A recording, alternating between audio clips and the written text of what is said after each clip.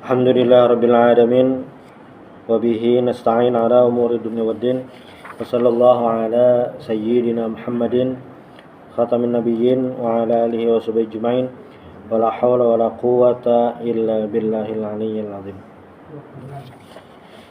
Alhamdulillah di sore hari ini kita bisa kembali bersama-sama sholat asar berjamaah dan kajian rutin. Mudah-mudahan apa yang kita lakukan diterima oleh Allah Subhanahu wa taala. Selanjutnya pembahasan Tanbihul Ghafilin. Ini Imam Al-Faqih Abul Lais As-Samarqandi rahimahullah taala, beliau menyebutkan bab at-taharah wan nadhafah. At-taharah wan nadhafah ini tentu identik dengan pembahasan fikih yang mana at-taharah dan nadhafah ini adalah pintu sebelum memasuki babus shalah. Karena salat itu harus suci, maka taharah itu jadi pembuka. Namun di sisi lain, at-taharah wan nadhafah ini juga berhubungan dengan hal lain. Apa itu? Yaitu sifat-sifat yang buruk. Ini juga harus dibersihkan, disucikan dari seseorang. Jadi suci atau taharah yang harus kita lakukan setiap hari itu, selain bersuci yang rutin, wudu, itu mandi, entah mandi sunnah atau mandi wajib, termasuk diantaranya adalah taharah, membersihkan diri dari sifat-sifat tercela. Nah, kenapa? Karena dua hal bersuci ini penting dalam kehidupan seorang muslim karena mempengaruhi ibadahnya. Salat yang dilakukan tanpa berwudu tentu salatnya tidak sah. Jelas sudah secara fikih tidak sah. Salat yang belum disucikan hatinya, maka salatnya akan terancam tidak diterima. Bagaimana itu? Jadi misalnya ada seseorang, dia sudah berwudu, syarat ketentuannya secara fikih sudah selesai, melaksanakan salat, namun ketika salat hatinya riya, ingin dilihat, atau sum'ah, ingin didengar, atau ujub, merasa paling hebat, paling soleh. Nah, ini juga akan mempengaruhi kualitas salatnya. Secara fikih sudah selesai, secara kewajiban sudah gugur. Tetapi untuk diterima makbulah indallahi subhanahu wa ta'ala, nah ini masih tanda tanya. Karena apa? Karena tadi kotoran-kotoran atau sifat-sifat buruk yang masih ada di dalam diri seseorang muslim. Itu yang harus diperhatikan. Jadi dua hal. Istilahnya ada aspek zahir, ada aspek batin. Ada yang terlihat, ada yang tidak terlihat. Nah, dalam sebuah riwayat ini diriwayatkan dari Ibnu Abi Syaibah dari Hasan bin Atiyah rafa'ahu ila Nabi sallallahu alaihi wasallam. Jadi diriwayatkan al-wudu syatrul iman. Wudu itu sebagian daripada iman. Wasiwak syatrul wudu, dan siwak itu separuh daripada wudu. Walau la nasyqa ala ummati la amartuhum bisiwaki 'inda kulli salatin. Seandainya tidak menyulitkan umatku, maka kata Rasulullah akan aku suruh, berarti akan aku wajibkan bersiwak setiap salat. Wa rak'atan yastaqu fihi ma'al abdu afdalu min 70 rak'atan la yastaqu fiha. 2 rakaat memakai siwak itu lebih afdal 70 rakaat daripada tanpa bersiwak. Ini tentang keutamaan bersiwak, maksudnya membersihkan diri itu secara umum. Di riwayat lain, ini di riwayat Imam Bukhari dari Abu Hurairah radhiyallahu anhu, Nabi sallallahu alaihi wasallam menaqal khamsun minal fitrah. Ada 5 yang disebut dengan fitrah. Apa itu? Qassus syarib, memotong kumis, membersihkan kumis, mencukur kumis, wa taqlimul azfar, memotong kuku, wa halqul anah. Halqul anah itu apa ya, halq itu menggundul apa nih, bulu yang ada di kemaluan. Nah, wa natful ibti, mencabut bulu di ketiak, wasiwak, dan bersiwak. Lalu di riwayat lain haqqun ala kulli muslimin al-ghuslu yaumal jum'ati wasiwaku wattayyibu. Maka setiap muslim itu harus mandi Jumat. Nah, ini hukumnya sunnah. Wasiwak, wattib, tib itu minyak harum.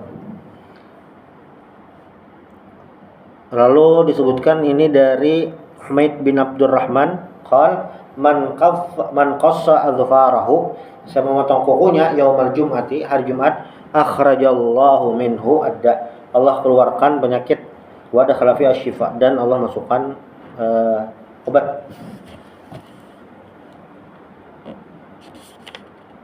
Lalu di riwayat lain ini dari Imam Muslim, riwayat ba'dil akhbar an Nabi sallallahu alaihi wasallam waqata fi kulli arba'ina yawman halqul anah wa fi kulli jum'atin qassul adfar.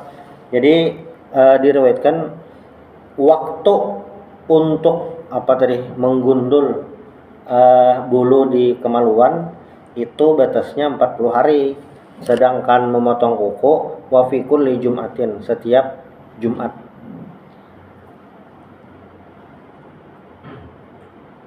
Lalu di riwayat lain tayyibu afwahakum bisiwak, hiasilah, harumi mulut kalian dengan siwak, fa in afwahakum turuqul Quran, karena mulut itu adalah jalan Al-Quran, membaca Al-Quran dengan mulut. Nah itu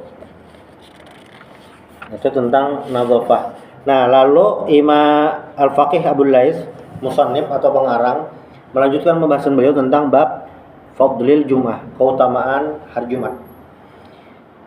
Hari Jumat ini merupakan salah satu hari dari 7 hari dan memiliki keistimewaan Sayyidul Ayyam wa Aidul Muslimin, penghulu atau pemimpin hari-hari dan hari raya mingguan. Ini adalah Yaumul Jum'ah. Dan hari Jumat ini jelas berbeda dengan hari lain karena ada keistimewaan yang ada di dalamnya. Ini diriwayatkan dari Aus bin Aus, qala Rasulullah sallallahu alaihi wasallam, inna afdhala ayyamikum yaumul Jum'ah. Sesungguhnya hari paling afdal, paling utama adalah hari Jumat. Fihi khuliqa Adam, Nabi Adam alaihissalam diciptakan hari Jumat. Wa fihi qubit, dan itu qubit itu dicabut, diangkat. Wa fihi an-nafkhah, itu juga wa nufikha fir ruh, ditiupkan ruh. Wa fiha sa'qah. Nah, fa'aksiru fihi alayya minas salat, maka kata Nabi, banyaklah bersalawat kepadaku pada hari Jumat. Fa inna salatakum ma'rudatun alai, maka salawat kalian itu disampaikan kepadaku. Lalu para sahabat bertanya, qalu ya Rasulullah, wa kaifa tu'radu salatuna alaik wa qad balait, bagaimana salawat kami sampai kepada engkau sedangkan engkau itu sudah hancur di dalam tanah? Pertanyaannya itu. Nah, lalu jawaban Nabi apa? Ataquluna qad balait, kalian beranggapan saya itu nanti di dalam kubur hancur. Amma alimtum annallaha ta'ala harrama 'alal ard an ta'kula ajsadal anbiya alaihimus salatu wassalam. Allah Ta'ala mengharamkan tanah, mengharamkan bumi untuk memakan jasad nabi-nabi. Jadi nabi-nabi itu jelas jasadnya tidak hancur. Nah, normalnya manusia itu ketika di dalam tanah dalam jangka waktu tertentu itu hancur. Nah, dan ini juga akan berhubungan dengan hukum mengubur mayit. Pasti sudah diketahui bersama bahwasanya di kota-kota besar itu salah satu permasalahan yang terjadi adalah sulitnya mencari makam. Banjarmasin aja nih, bilanya nak mau bor sudah keluar kota Banjarmasin. Bilanya arah sana itu daerah Gambut, Landasan Ulin. Kalau yang arah ke sana itu daerah Anjer. Cuma mungkin agak jarang aja. Tapi sudah banyak di luar kota, jarang di dalam kota. Nah, kenapa? Karena tanah di perkotaan sudah habis. Di Jakarta itu yang berkubur di dalam kota besar kemungkinannya adalah dilapis, dan lubangnya itu mungkin keluarganya yang dahulu. Jadi dilapis. Nah, sebenarnya boleh melapis itu batasannya adalah yang kira-kira jasadnya yang itu sudah hancur.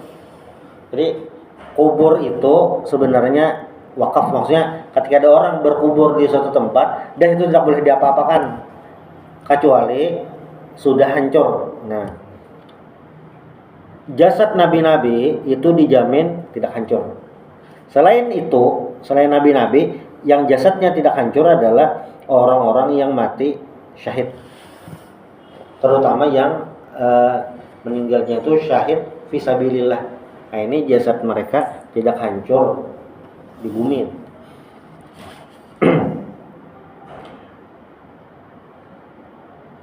Dari Abil Ash'as an-Naus qala Rasulullah sallallahu alaihi wasallam wa dzakara al-jum'ah faqal man ghassala wa ightasala, siapa yang mandi wa baqara wa batakara, cepat-cepat pergi ke masjid, wadana fa ansata wa lam yalgha, dan mendekat diam tidak bermain-main, kana lahu minal ajri bi kulli khatwatin kajri sanati siyamiha wa qiyamiha. Maka pahalanya, jadi kalau ada orang yang bercepat-cepat datang cepat ke masjid, dan ketika khutbahnya penyelenggaraan Jumatnya tenang, tidak bermain-main macam-macam, tidak melakukan sia-sia, maka dia akan dapat pahala bikulli khatwatin, setiap langkah yang dia lakukan, kajri sanatu siyamiha wa qiyamiha, seperti pahala setahun puasa dan qiyamul lail. Misalnya langkahnya ada 10, berarti kayak 10 tahun pahalanya, banyak lah itu. Di riwayat lain ini dari Muhammad bin Fadl, kata beliau, saya bertanya kepada Yazid bin Harun an qaulihi ghassala wa ightasala. Lalu dijawab, ghaslu mawadhi'al wudu, itu maksudnya mencuci anggota wudu, membasuh anggota wudu, wa ightasala yaitu ghuslu jasadihi atau ghuslu jasadihi, wasa'al tuan bakar wa batakara qal, yakni bakaraan ala ghuslihi wa batakara ilal jum'ah. Mandi Jum'ahnya itu cepat, mungkin di waktu pagi, dan berangkat ke masjidnya juga cepat. Nah, hari Jumat ini tentu identik dengan sholat Jumat. Kenapa? Karena hari Jumatnya istimewa, sholat Jumatnya istimewa. Memang pergi sholat itu dapat pahala, pergi sholat ke masjid itu dapat pahala. Tetapi pergi ke masjid pada hari Jumat itu ada pahala tambahan. Karena apa? Karena hari Jumat. Oleh karena itu Jumat ini dianggap hari yang harus dikhususkan untuk ibadah. Nah, dulu kami waktu di pondok itu libur hari Jumat. Ada beberapa pondok itu yang masih memakai libur pekanan hari Jumat. Jadi malam liburnya itu berarti malam Jumat, Kamis malam Jumatnya itu libur.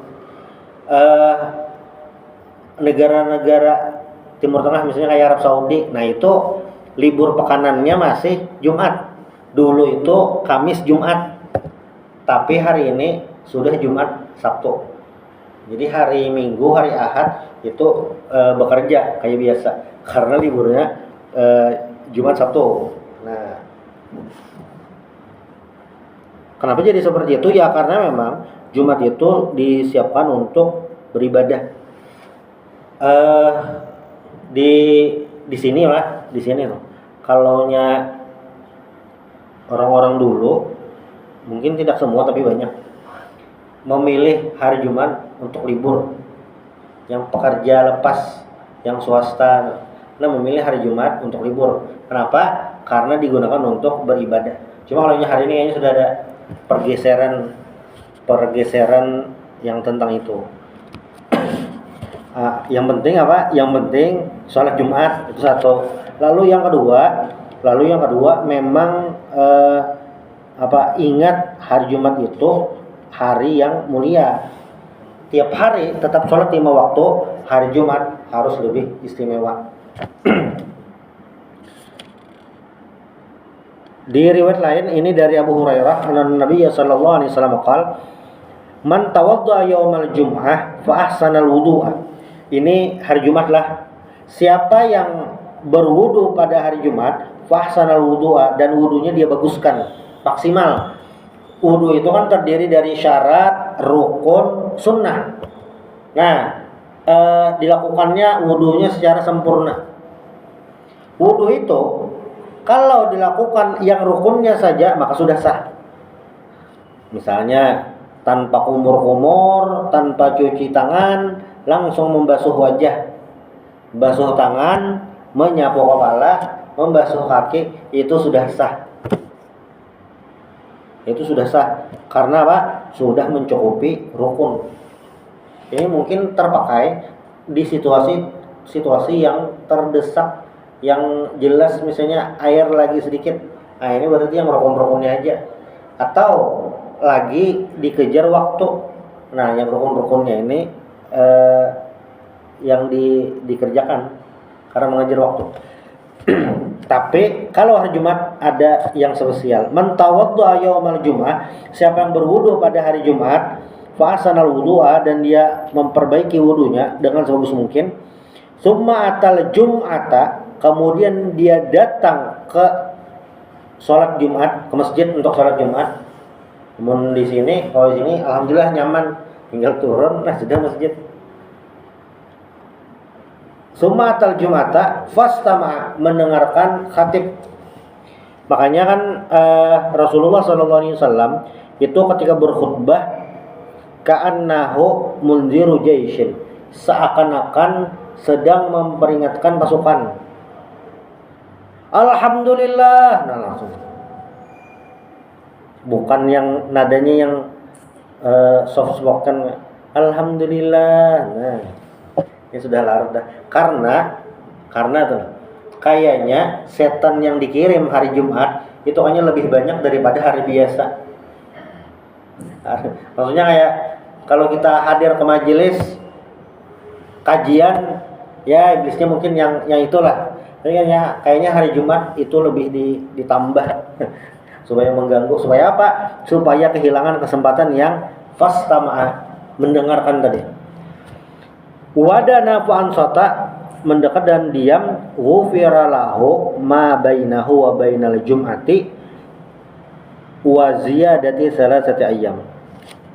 Maka kalau dia melakukan itu, dia akan diampuni dari Jumat itu sampai Jumat depannya, ditambah 3 hari, berarti 10 hari akan datang dia diampuni, dosanya diampuni. Waman masal hasa faqad laqa, siapa yang memainkan batu. Jadi kan hadis ini kontekstual di zaman Rasulullah SAW. Kenapa? Karena kan masjid Nabi itu waktu pertama dibangun, lantainya langsung pasir, kan padang pasir. Jadi tanpa lantai yang dibangun. Jadi dindingnya aja sama atap. Nah, atapnya itu juga kayaknya tidak menyeluruh atau ada yang terbuka lah. Makanya dari itu menyebutkan sahabat itu waktu malam matanya melihat ke langit, mungkin melihat rasi bintang. Jadi ditegur, jangan melihat ke atas. Nah, apa tadi? Waman masal hasa faqad laqa. Siapa memainkan batu ini karena tanahnya langsung, itu ada yang main batu. Nah, kalau hari ini berarti apa? Main HP. bujur kada guring khutbah, wah apa nih semangat, tapi apa main Mobile Legend, wah berarti lago lah, ya lago. Jadi bahasa sederhananya khutbah Jumat konsentrasi. Nah itu. Waman lago fala Jumatala. Siapa yang lago maka dia kehilangan pahala Jumat. Berarti lah nih kalau disederhanakan, siapa yang memaksimal wudunya, siapa yang dia berwudu dengan baik pada hari Jumat, lalu pergi sholat Jumat dengan konsentrasi penuh, dosanya akan diampuni sampai Jumat depan ditambah 3 hari, artinya 10 hari. Siapa yang tidak melakukan itu maka pahala Jumatnya hilang, maksudnya kehilangan bonus pahala yang didapatkan. Kewajiban Jumatnya sudah gugur, dosa meninggalkan itu tidak ada, tapi kesempatan dapat pahala maksimal hari Jumat itu hilang. Gara-gara apa? Ya tadi lago. Kalau hari ini melihat lago, kalau hari ini versi lago itu ya banyak macam-macamnya. Selain HP, main sejadah, main macam-macam. Bapak main jam tangan apa-apa. Selama tidak konsentrasi itu termasuk lago. Nah, itu khusus untuk sholat Jumat.